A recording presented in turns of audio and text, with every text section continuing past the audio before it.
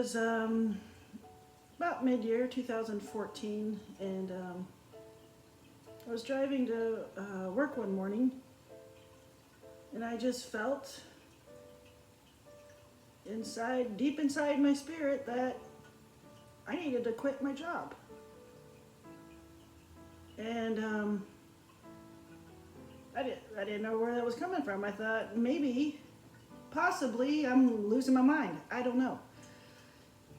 So I walked into work, and I looked at some of my friends, and I was like, I feel like I need to leave. I had been at that job for 16 years. I was a 5th grade teacher. Before that, I was a 6th grade teacher. And these people were my family, and I loved them dearly, but I felt like I needed to leave. And they kind of had the same reaction I did, We laughed a little and thought Michelle's kind of losing her mind. And just kind of went on with the year, and I just couldn't get rid of that feeling that I needed to leave. And I said, well, here I am. It's just me, and I had a mortgage. It took me 3 years to get this job, and I was now a veteran teacher. I had too many degrees at this point, and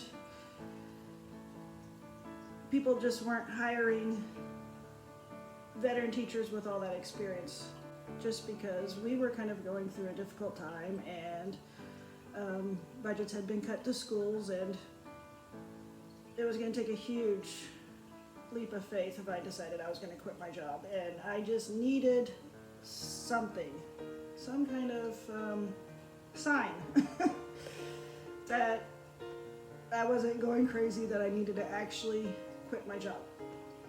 So the sign didn't come, and I went ahead and signed my contract for the next year.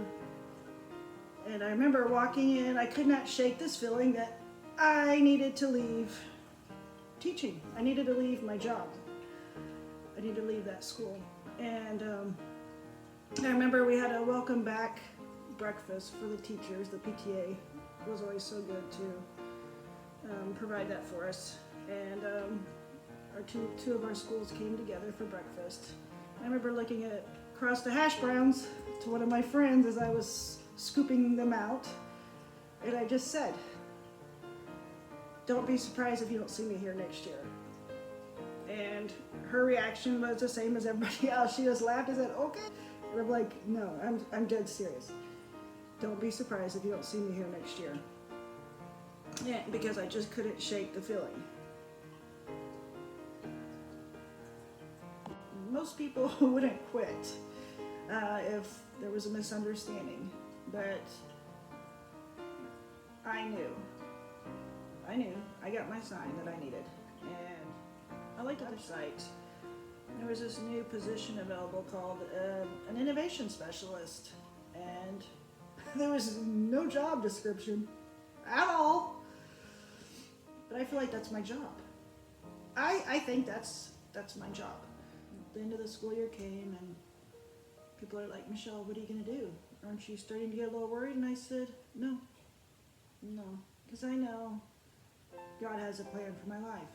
I had no interviews at this point. It's now May. I was packing up my classroom, and I had heard nothing.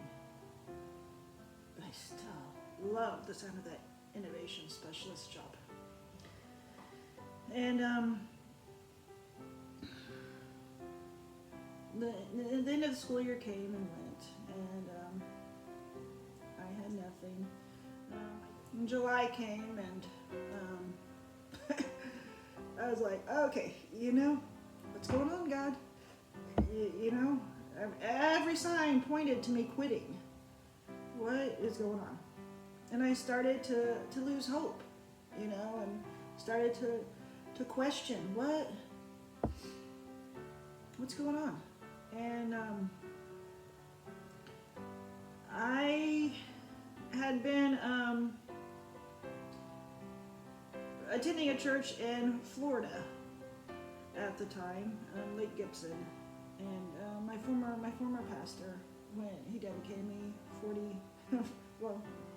49 years ago, and I had been watching him, and I had missed the last Sunday, and I'm going to watch the service that I missed last Sunday, and I turned it on, and I turned on my Roku, and of course the whole message was about faith. They closed the service with the song Living by Faith, and I remember laying in bed that night, and I sang that over and over and over and over until I felt peace, because I remembered everything that had happened that had brought me to this point. And I couldn't believe it. The next day, the very next day, in July, while all the principals were on vacation, I get a call from this principal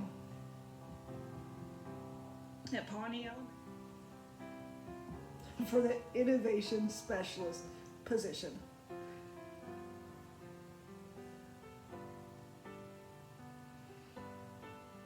And I'm thinking, okay, God has just given me this big pat on the back. The same month that I got my foster license, this little boy took his iPad home. The timing of all this is just so incomprehensible. You know, he had been in that home for 8 years. And the very first time that students are ever allowed to take home iPads was in 3rd grade.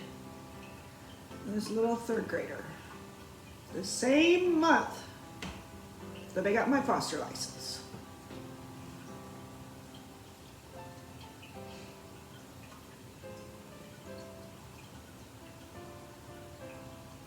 He went home, he took the iPad home, and he recorded what was happening in that home. So Halloween night, I answered the phone. It was about 5 o'clock. I was starting to put supper in the oven. And I said, she started with her typical, hey, we got some children, would you like to hear about them? And I said, you know, my hands are kind of full right now, and I really kind of would like for you to put my home on hold for a while, you know, so that I don't keep getting all these calls and texts. So would it be possible to put my home on hold? And she said, sure. And, you know, she said, I'll go ahead and put your file on hold for a while, and you just call us back and let us know when you're ready to take more kids. So that's perfect. Thank you so much. So I pull my phone away from my ear, and I'm sitting there, I'm waiting for the screen to light up so I can hang up the call. And in that short moment that it took, I felt this nudge inside of me, you know, and as Christians we call that the Holy Spirit nudged me and said, tell her about Pawnee.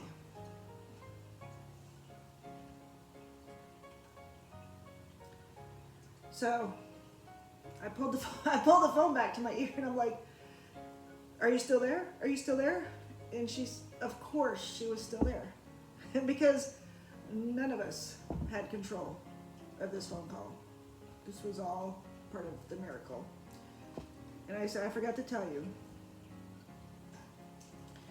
Please put in my file if you ever get kids from Pawnee, let me know. Because their schedule would be the same as mine, and they would be able to go to work with me. And I can manage that. I can manage having the teenager that I put on the bus each morning and then head on over to work. And she said, okay, I'll go ahead and do that. And I heard her typing in the computer. And I said, thank you again. And she told me to have a good evening. I pulled the phone away from my ear. Again, this time I hear her say, just a minute. She said, just a minute, let me check. And I hear her typing on her computer. And she says, you're not gonna believe this, but we just had 2 Pawnee kids come here. Just not even 2 hours ago. And when she told me their names,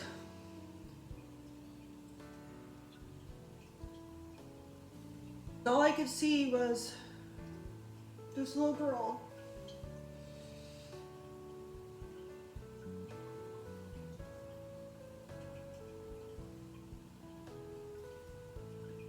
who I had prayed that God would teach me to love. Sitting in that office, probably scared to death.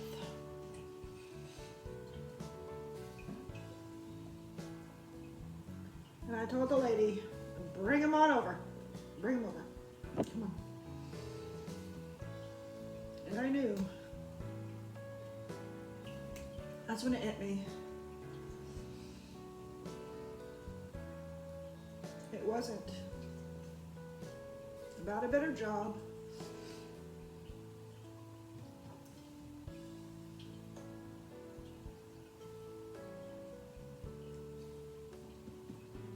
It wasn't about me.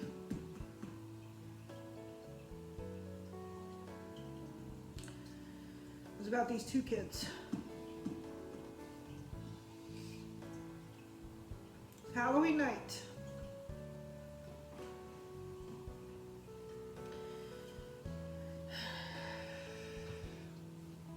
They showed up at my door. I had the door open. And I was waiting for them. They had no clue where they were going. And I see the white car pull into my drive. And they came to the front door. It was starting to get dark at this time, and I had the lights on inside, and both of them pressed their faces against the glass, trying to see who they'd be living with. And I remember I walked to the door, and there's a little ninja, the princess, still in their costumes. They were taken out of school during their Halloween parties, and they just came with the costumes they were wearing. And I started walking towards the door, and I'll never forget the look on their faces when they realized it's Miss Ablard. And they were screaming and celebrating. And, you know, one night we were driving home from somewhere, and my brother Michael was asking questions about, you know, what was life like for you guys. And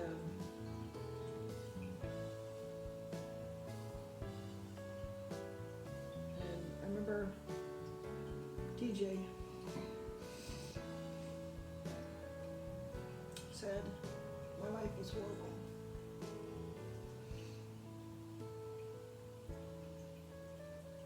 He said, in fact, it was so bad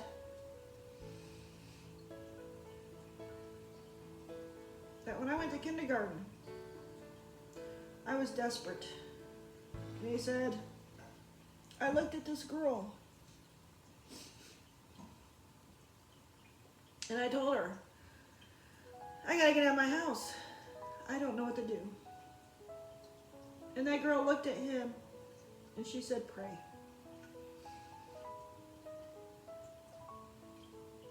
And at this point, the wheels started turning in my head.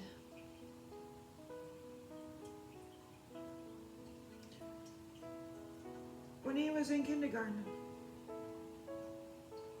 I was in my 16th year of teaching at Besa.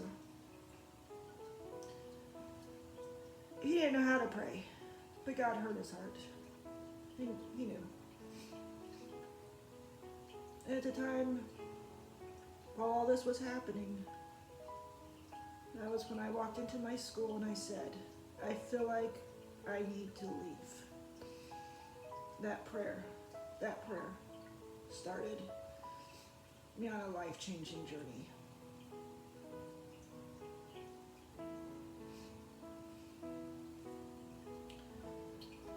You know, they've been with me almost 5 years. 5 years in October on Halloween. And we have literally had to live by faith. They have lived in so much fear of having to go back. You know, there's been times I'll never forget. You know, many times DJ Dakota has said, Mom, we have to have faith. God wouldn't have brought us this far to just leave us. You know, that's true. That's true. And I think about towards the end, last June, we were looking at court. The kids were going to have to testify. They were terrified. You know? And I remember just crying to my friend. I don't understand. They've been through so much. When is this going to end? When is this nightmare going to end? And I texted my friend Jamie that night and I said, I am at the end of my rope. I can't stand to watch them suffer. They have suffered so much. And she called me and prayed with me. And told me not to lose hope. Don't lose faith.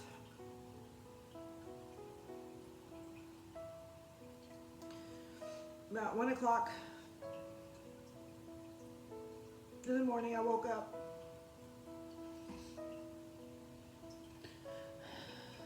And three words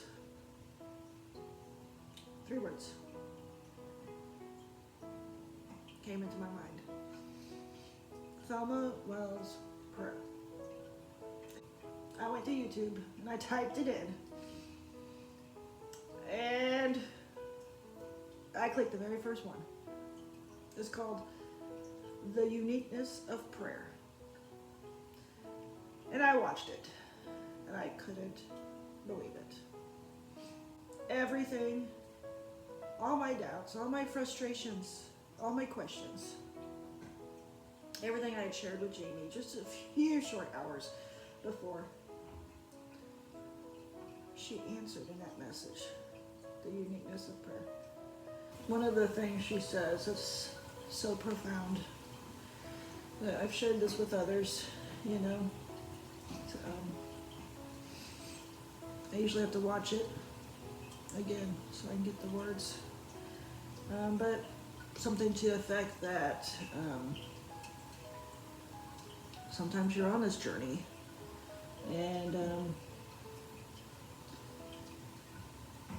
you may think that you're done with the journey, but there's someone else on this journey with you that God's not done with yet. And that person needs to learn from the journey that you're on. You know, and the one thing I always tell the kids is, I don't know why you went through what you had to go through. I don't know why you suffered so much.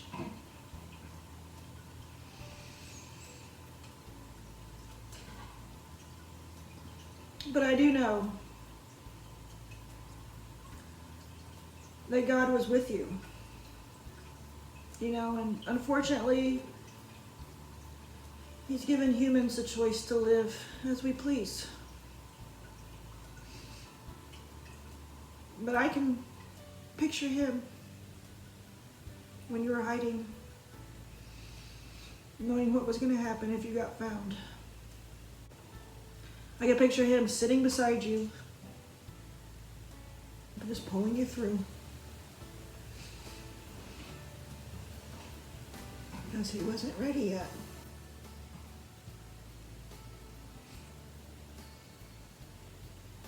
For his plan to fall into place. He had me. He had me. I had to say yes to the plan.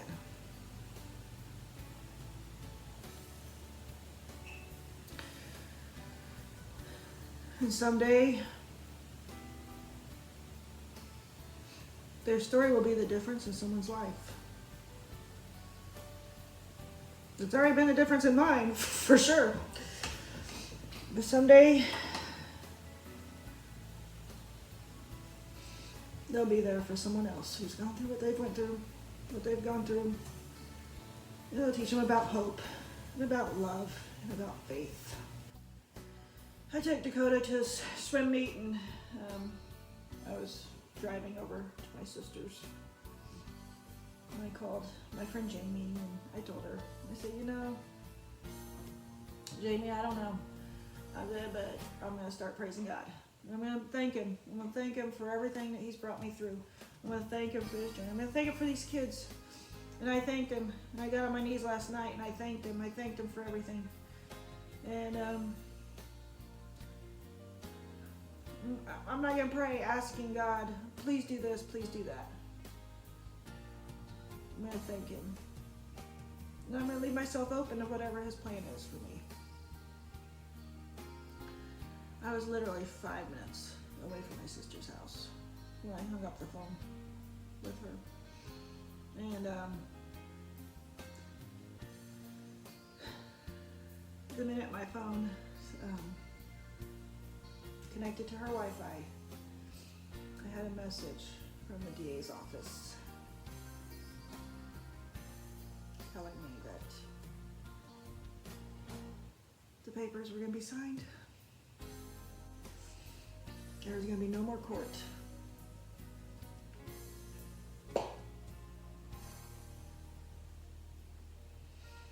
And I was going to be free to adopt.